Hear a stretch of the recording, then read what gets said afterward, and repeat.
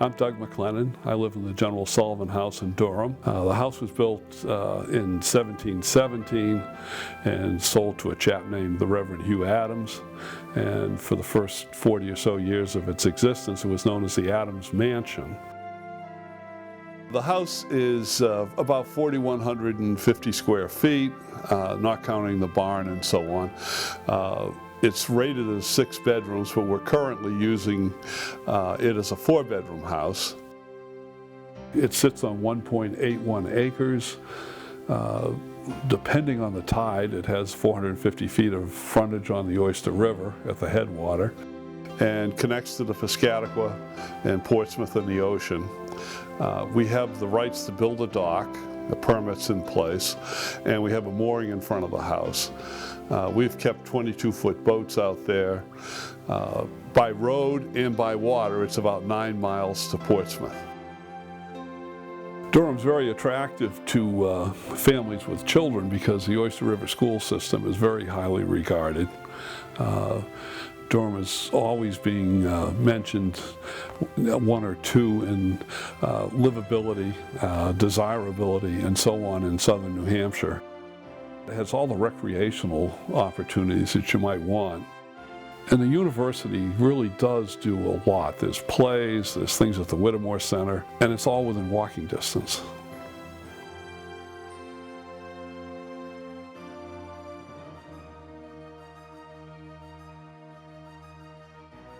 My wife's family bought this house in 1964 and restored it, and then in 2005 we bought out the other heirs. It needed restoration again. Fortunately, I had a lot of background in doing this, so I knew what needed to be done and could do it. It's a classic 2-room deep house of that period. We retained all of the original features that we could find or that were in existence. The front and what was the rear door have handmade brass box locks. Where necessary, there were some things that we had to repair or restore or even replace, but we did our best to match what had been there. As we went through the house, we completely rewired, replumbed it. Any walls that were open, which is most of them, were insulated, put in 4 bathrooms, modern kitchen, laundry facilities, that sort of thing. It has new roof, new paint, windows have all been sealed. The old glass has been taken out, reset.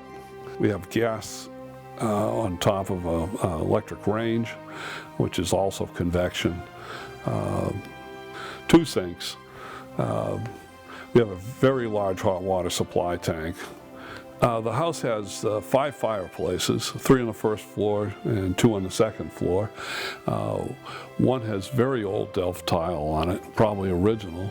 The heating system is a Boderis, the best we could find. It's got 3 air handlers, 1 in the attic, 1 in the basement, and 1 that's actually in the barn that feeds into the kitchen area. The air handlers make it possible to have central AC. Because we did a lot of insulating wherever we opened up outside walls, it's pretty easy to heat.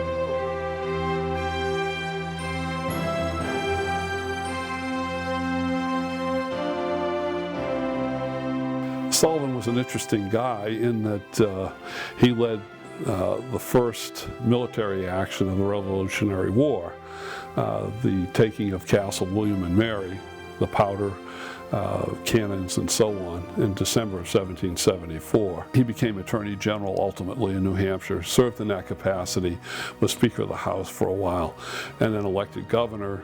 Then John Langdon was elected, then Sullivan was elected twice more. George Washington appointed him the first federal judge of New Hampshire about that time, and it's a post he held until his death. In the 1930s, the federal government decided that they should do something about recording the historic buildings before they all disappeared. And in New Hampshire, the first house that was done in what was called the Historic American Building Survey was this house. The house was designated a National Historic Landmark in 1972. There's a plaque on the house. I think the plaque was put on in '74, bronze. Saying that. And we have the certificate upstairs of the designation. There's a lot of houses now and a lot of buildings on the National Historic Register, but very few are also landmarks. So it's quite an honor. And whenever they talk about Durham, it usually starts with the Sullivan House.